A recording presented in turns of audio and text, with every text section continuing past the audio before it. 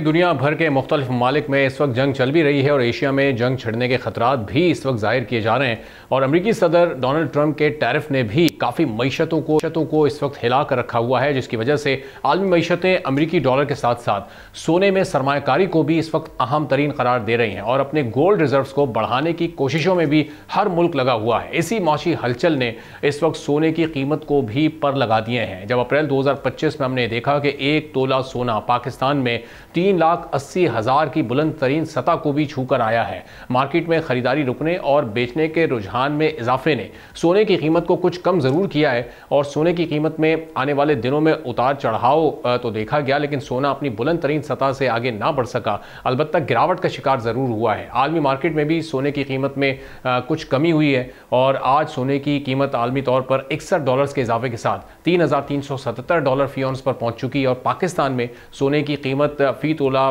6,100 रुपये इजाफे के साथ इस वक्त भी 3,56,100 रुपये पर मौजूद है। तो अब ये कीमत मजीद आगे कहाँ जा सकती है? आने वाले दिनों में 4 लाख के एक साइकोलॉजिकल फिगर को पर तोला कीमत टच कर सकती है या उससे भी आगे जाने की तवक्को है, चूँकि जो टैरिफ अमरीकी सदर की जानिब से अनाउंस किया गया था उसमें 3 माह का एक वक्फा ज़रूर आया है। तो इस वक्फे तक ये ठहराव है, क्या उसके बाद मजीद ये कीमत आगे जाएगी या फिर इसी दौरान ये कीमत मजीद आगे बढ़ सकती है? सब्सक्राइब करें और बेल दबाएं ताकि कोई खबर रह न जाए।